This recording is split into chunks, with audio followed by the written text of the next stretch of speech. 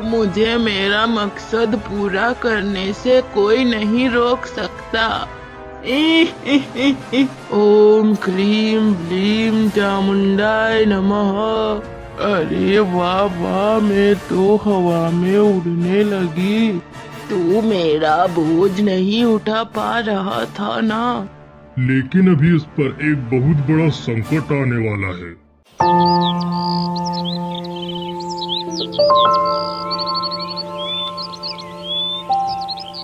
अरे अरे, मेरा बच्चा कहाँ है? मैंने पालने में ही तो सुलाया था, कहाँ चला गया? हे भगवान, मेरा मुन्ना ना जाने कहाँ चला गया, अभी तो यहीं था। फिर रानी भागते हुए राजा के पास जाती है।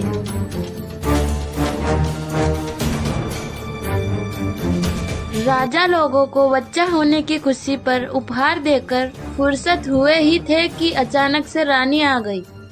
महाराज महाराज, मुन्ना देखो पालने में नहीं है। कैसी बात कर रही हो महारानी? आखिर वहाँ बच्चा 3 दिन का ही तो है, ऐसे चलकर थोड़ी जा सकता है। आप घबराइए नहीं, ठीक से देखिए उस पालने में, वहीं पर होगा बच्चा, कहाँ जाएगा? महाराज, सच में मुन्ना पालने में नहीं है। यकीन ना हो तो आप खुद चलकर देख लीजिए। अरे ठीक है चलिए, फिर आप इतना कहती है तो चलते हैं, देखते हैं बच्चा है या नहीं। फिर राजा और रानी जल्दी से कक्ष में पहुँचते हैं। वह देखते हैं कि पालने में बच्चा नहीं है। अरे सच में यहाँ तो बच्चा नहीं है। इतनी कड़ी सुरक्षा के बाद भी बच्चा चोरी हो गया। मंत्री जी जल्दी से यहाँ आइए। फिर मंत्री जी जल्दी से कक्ष में पहुँचते हैं। क्या हुआ महाराज? कोई चिंता वाली बात तो नहीं है? आप इतना हड़बड़ी में बुला रहे हो? मेरा पुत्र नहीं है, शायद वहाँ चोरी हो गया है। देखो पालने में बच्चा तो है ही नहीं। पर महाराज, एक बात तो समझ नहीं आ रही है, बच्चा चोरी हुआ तो कैसे हुआ? इतनी कड़ी सुरक्षा के बाद भी ऐसा हो गया। महारानी, आप तो यही कक्ष में ही थी, फिर ऐसा कैसे हो गया? बच्चा चोरी कैसे हो गया? आपने तो देखा होगा कुछ। महाराज, मैंने तो बच्चे को दूध पिलाया और दूध पीते पीते बच्चा सो गया। मैंने तो बच्चे को पालने में ही सुलाया था और मैं भी वहीं सो गई। उसके बाद क्या हुआ मुझे मालूम नहीं। फिर राजा और मंत्री कक्ष से बाहर आते हैं और पहरा दे रहे हुए सैनिकों से पूछते हैं, सैनिकों, क्या आपने बच्चे को किसी को ले जाते हुए देखा? नहीं महाराज, हमने तो किसी को जाते हुए नहीं देखा। इसका मतलब आप काम चोरी कर रहे थे, तभी आपको कोई नहीं दिखा बच्चा ले जाते हुए? नहीं महाराज, हम तो हमारा काम ईमानदारी और निष्ठा से कर रहे थे। फिर धरती खा गई या आसमान निगल गया हमारे पुत्र को? मैं कुछ नहीं जानता, मुझे कैसे भी करके मेरा पुत्र चाहिए। आप सभी निकलिए और बच्चे की तलाश करिए। महाराज, आप चिंता ना करिए, आपका पुत्र अवश्य ही मिल जाएगा। महाराज, आप धैर्य रखें, हम पूरी जी जान लगा देंगे आपके पुत्र को ढूंढने में। फिर सिपाही निकल पड़ते हैं राजकुमार की तलाश में।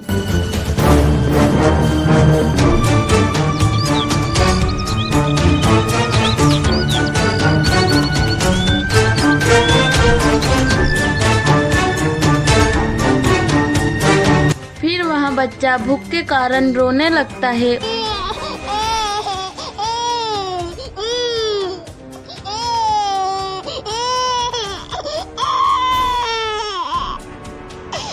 अरे इस बच्चे को थोड़ी देर ही तो हुई है और मुझे परेशान करने लग गया। लगता है इसे भूख लगी है, तभी तो यह रो रहा है। फिर कमला उस बच्चे को चुप कराने की कोशिश करती है, लेकिन वह बच्चा चुप होने का नाम ही नहीं ले रहा था, क्योंकि उसे बहुत जोरों से भूख लग रही थी। अरे ये बच्चा है या आफत है, चुप होने का नाम ही नहीं ले रहा। रुक जा 2 दिन और फिर तू हमेशा के लिए चुप हो जाएगा। लेकिन मैं भी कितनी बड़ी बुद्धू हूँ, इसे 2 दिन पहले ही लेकर आ गई हूँ। खैर जो हो गया सो हो गया, अब अपना काम करती हूँ।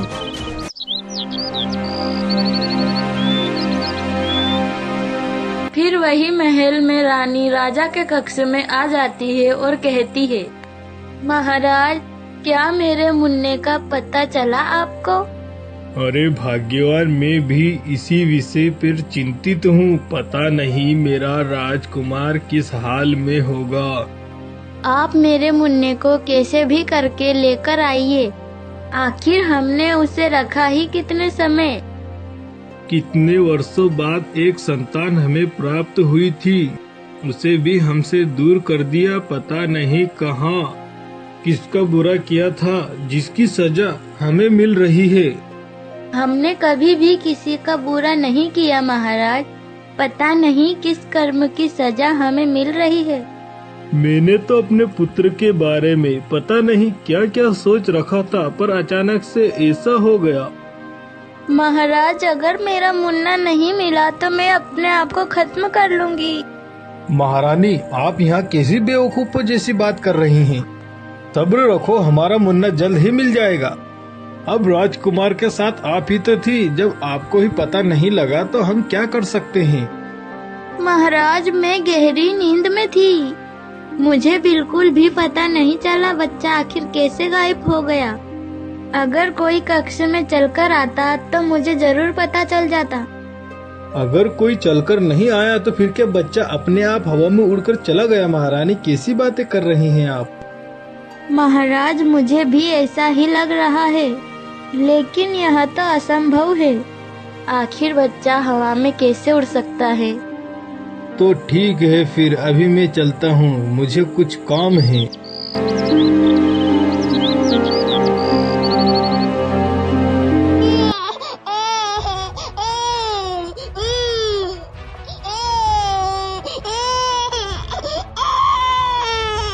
फिर बच्चा रोता है और कमला अपने आप से कहती है, अरे इस बच्चे ने तो परेशान ही कर दिया मुझे।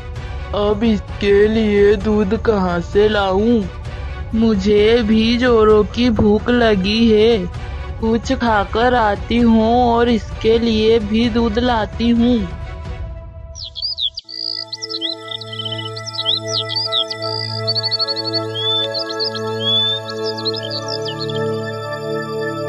फिर कमला झाड़ू लेकर उड़ जाती है।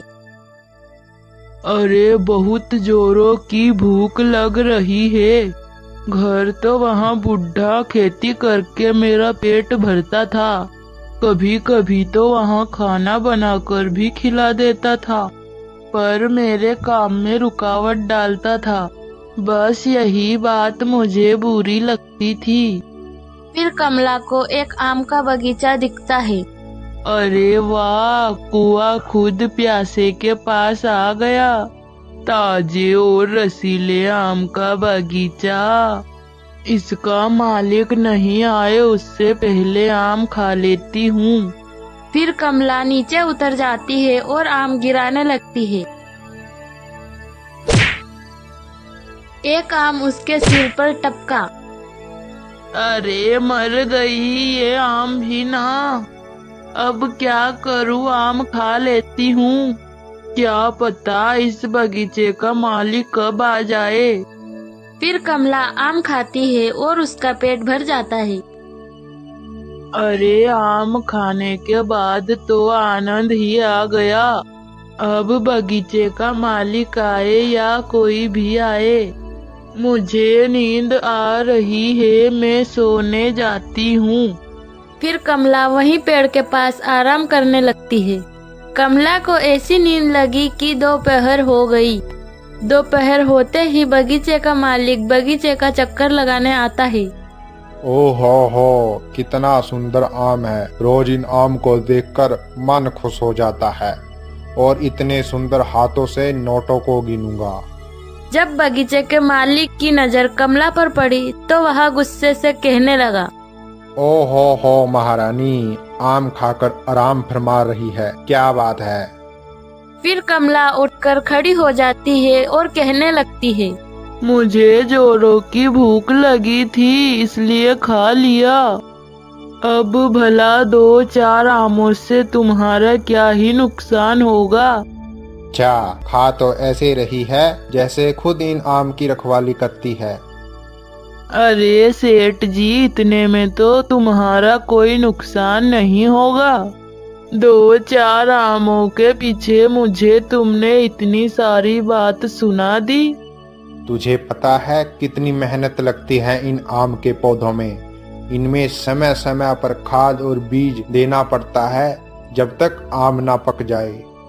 उसके बाद जानवरों से रखवाली, फिर बाजार में बेचने की चिंता। तुम कहाँ समझोगी। चल जा यहाँ से बुढ़िया। अरे सेठ जी, जाती हूँ, इतना क्यों सुना रहे हो। वह तो अच्छा है कि मैं समय पर आ गया, वरना कुछ आम तो घर भी ले जाती। बुजुर्ग है, उसी हिसाब से छोड़ रहा हूँ, वरना क्या 2-4 आमों के पीछे मार दोगे क्या। फिर कमला वहाँ से चली जाती है। कमला चलते चलते कहती है, अरे 2-4 आमों के पीछे इतना बात सुना दिया उस सेठ ने। अरे मैं भी ना, उसने मुझसे दुश्मनी मोल ली है। उसे भी जानवर बनाना था मुझे, पर ठीक है, इतना दूर कौन जाए। फिर उसे चलते चलते याद आया कि वह अपना झाड़ू तो बगीचे में ही भूल गई है। फिर वहाँ रुककर कहती है, मैं भी ना कितनी बुद्धू हूँ, पैदल चलती जा रही हूँ। मेरे पास तो उड़ने वाला झाड़ू है ना, पर झाड़ू तो वहीं भूल गई हूँ। अब पैदल चलकर जाना पड़ेगा। फिर कमला वहाँ पैदल चलकर झाड़ू लेने जाती है। वहाँ बगीचे में पहुँच जाती है। बगीचे में कमला को एक आम नीचे पड़ा हुआ दिखाई देता है। वह आम को देखकर कहती है, चल चल कर थक गई हूँ, हाथ पैर भी काम नहीं कर रहे हैं। अब तो इस आम को खाने के बाद ही मेरे शरीर में जान आएगी। फिर कमला दोबारा वहाँ आम खाने लगती है। फिर मालिक की नजर जैसे ही पड़ी, वह कमला के पास आया।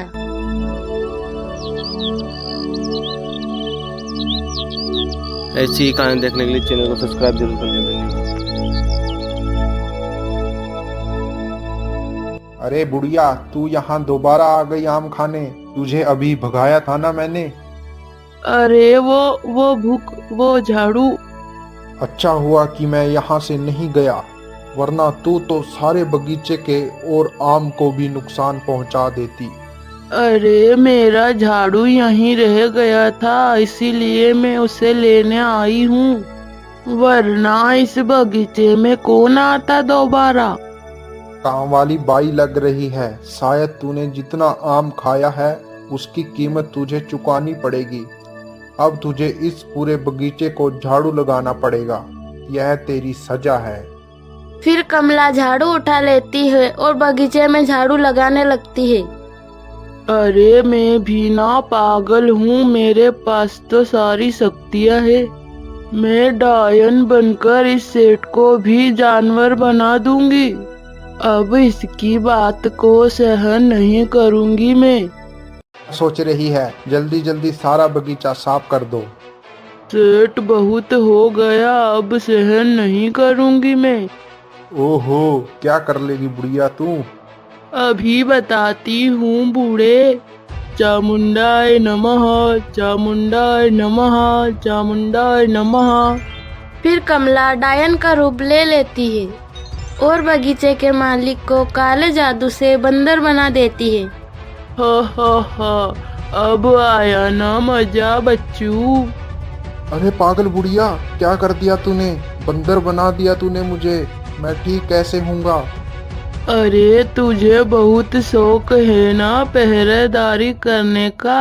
अब दिन भर बंदर बन के पहरादारी करो। तुझे छोड़ूंगा नहीं बुढ़िया। पहले इंसान तो बन जा, फिर मत छोड़ना मुझे। फिर कमला झाड़ू लेकर उड़ जाती है।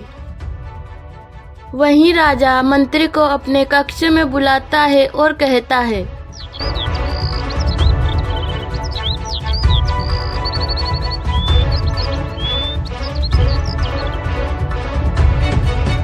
मंत्री जी, क्या हुआ? हमारे राजकुमार के बारे में पता चला या नहीं चला? कोशिश तो पूरी कर रहे हैं महाराज, अभी तक कोई पता नहीं चला। समझ नहीं आ रहा है कि अब करे तो क्या करें महाराज। मंत्री जी, आखिर राजकुमार चलकर तो नहीं जा सकता है और ना ही सिपाहियों को पता चला। किसी ने देखा तक नहीं कि आखिर राजकुमार चोरी हुआ तो कैसे हुआ। महाराज, आखिरकार पहाड़ी वाले बाबा की बात सही निकली।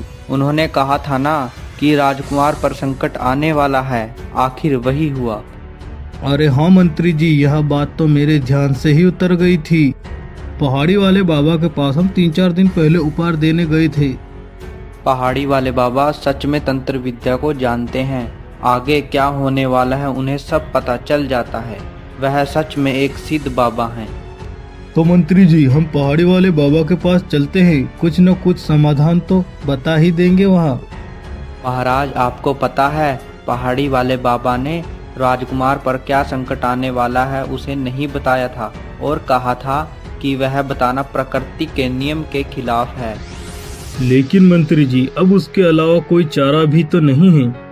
महाराज, मेरा दिल कहता है कि वहाँ कुछ ना कुछ समाधान तो जरूर मिलेगा। हमें चलना चाहिए। हाँ मंत्री जी, मुझे भी ऐसा ही लगता है। हमें कुछ न कुछ तो ऐसा बता सकते हैं पहाड़ी वाले बाबा। फिर वहाँ पहाड़ी वाले बाबा के पास जाने के लिए रवाना होते हैं। कुछ समय बाद वहाँ पहुँच जाते हैं। बाबा मदद करो, आपको तो सब पता है। बच्चा, मुझे सब पता है। राजकुमार अचानक से गायब हो गया है ना। हाँ बाबा, और पता भी नहीं चल रहा है कि राजकुमार आखिर गायब हुआ तो कैसे हुआ। आप अपनी दिव्य दृष्टि से बताओ, मेरा राजकुमार कहाँ है और किस हाल में है। वहाँ सुरक्षित है, बस इतना ही बता पाऊंगा पुत्र। बाबा, फिर हम राजकुमार की खोज कैसे करेंगे? हमें समझ नहीं आ रहा है। देखो, अंत में सब ठीक हो जाएगा, आप निश्चिंत रहिए। लेकिन कुछ तो ऐसा बताइए बाबा जिससे कि हमारे पुत्र के बारे में पता चले। बस इतना याद रखना कि अगर कोई भी तुम्हारे दरबार में आए तो उसे आने देना, वो चाहे कोई भी हो। ठीक है बाबा, ऐसा ही होगा फिर। और ये लो, ये एक भस्म है, यह तुम्हारे काम आएगा। पर यहाँ किस काम में आएगा और किस समय यहाँ काम में आएगी बाबा? सही समय आने पर यहाँ खुद तुम्हें बता देगी तुम्हें इसका उपयोग कैसे करना है। फिर राजा और मंत्री पहाड़ी वाले बाबा के द्वारा दिया गया भस्म लेकर वहाँ से चले जाते हैं।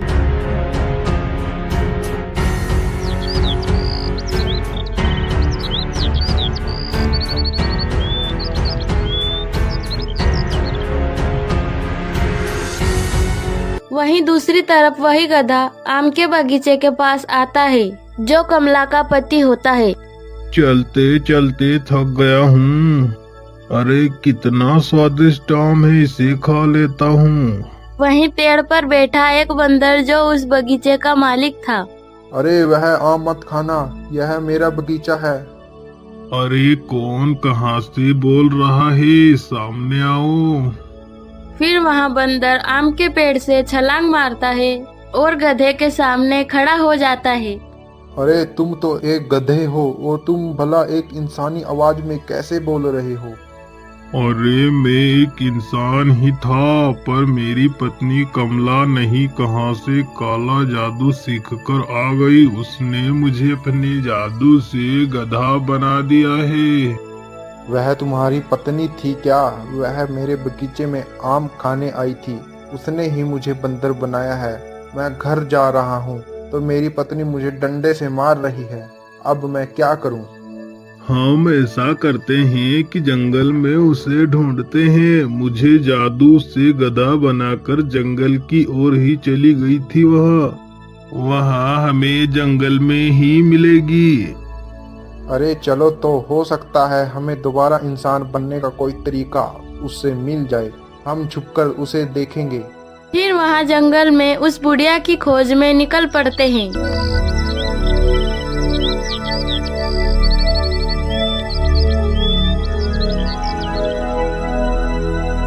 फिर गधा और बंदर चलते चलते पुरानी हवेली के पास पहुँच जाते हैं।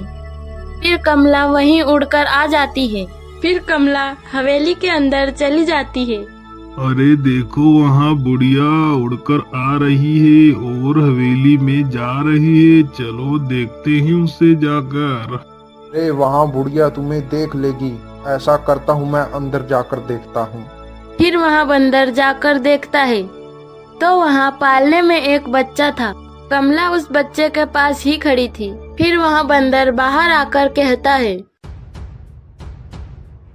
अरे वहाँ तो किसी का बच्चा पालने में है, वह उसी के पास खड़ी है। अरे मुझे लगता है यह महाराज का ही पुत्र है जो 2 दिन पहले चोरी हुआ था। अब इस बुढ़िया का अंत निश्चित है। चलो हमें जल्दी ही निकलना होगा, महाराज को बताना पड़ेगा जल्दी से। फिर वहाँ महल की ओर रवाना हो जाते हैं।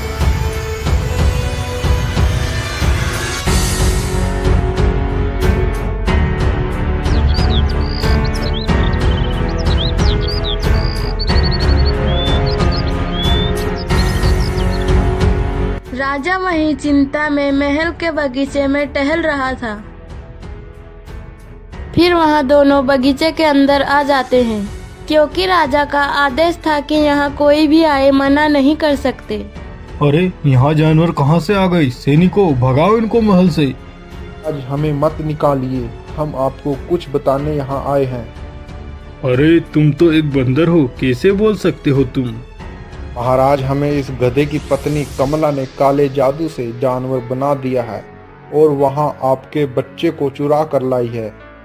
महाराज समय मत गवाइए, जल्दी चलो, नहीं तो पता नहीं वह क्या करेगी। लेकिन उसने हमारे राजकुमार को कैसे चुराया? महाराज उसके पास काली शक्तियाँ है, वह उड़ सकती है। आपको अपने पुत्र को जल्द ही बचाना होगा महाराज, नहीं तो वहाँ पता नहीं क्या करेगी उसके साथ। चलो तो फिर हमें जल्दी निकलना है, उस बुढ़िया को सबक सिखाना है। फिर वहाँ राजा, मंत्री और सिपाही साथ में गधा और बंदर भी निकल जाते हैं और पुरानी हवेली के पास पहुँच जाते हैं। कमला वहीं बच्चे को जमीन पर लेटाकर मंत्र का उच्चारण करने लगती है। ओम लीम ग्लीम चामुंडाय नमः। अब मुझे इस दुनिया में सबसे शक्तिशाली बनने से कोई नहीं रोक सकता। इस बच्चे की आहुति देकर दुनिया की सबसे शक्तिशाली बन जाऊंगी। हा हा हा हा। ओम लीम ग्लीम चामुंडाय नमः। ओम लीम ग्लीम चामुंडाय नमः। ओम लीम ग्लीम चामुंडाय नमः। फिर राजा के पास रखी भस्म से आवाज आती है, जल्दी से इस भस्म को इसके ऊपर फेंक दो, नहीं तो आपको भी यहाँ जानवर बना देगी, लेकिन फिर आप कुछ नहीं कर सकते। जल्दी से राजा उस भस्म को कमला के ऊपर फेंक देता है और कमला की सभी शक्तियाँ नष्ट हो जाती है और गधा और बंदर अपने इंसानी रूप में आ जाते हैं। अरे ये क्या फेंक दिया, अब तुम्हारी खैर नहीं। ओम क्लीम ब्लीम चामुंडाय नमः। अरे मेरा मंत्र काम क्यों नहीं कर रहा है? अब तो यहाँ से भागना पड़ेगा। भाग कमला भाग, जल्दी भाग।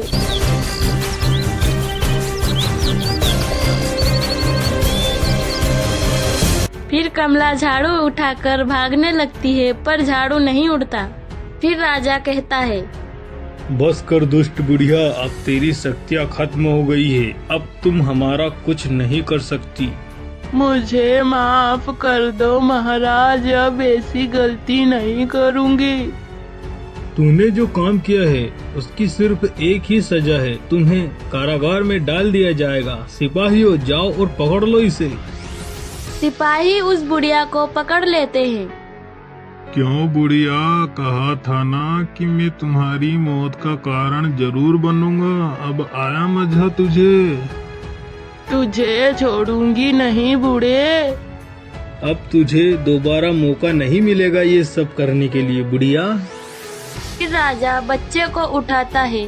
फिर वहाँ सभी महल की ओर रवाना हो जाते हैं। फिर कमला को कारागार में डाल देते हैं। बुजुर्ग और मालिक को राजा काफी सारा धन दे देते हैं। फिर एक बार और महल में खुशी का माहौल हो जाता है। ऐसी अच्छी कहानी देखने के लिए चैनल को लाइक, सब्सक्राइब और कमेंट जरूर करें। धन्यवाद। अरे कहाँ जा रहे हो आप?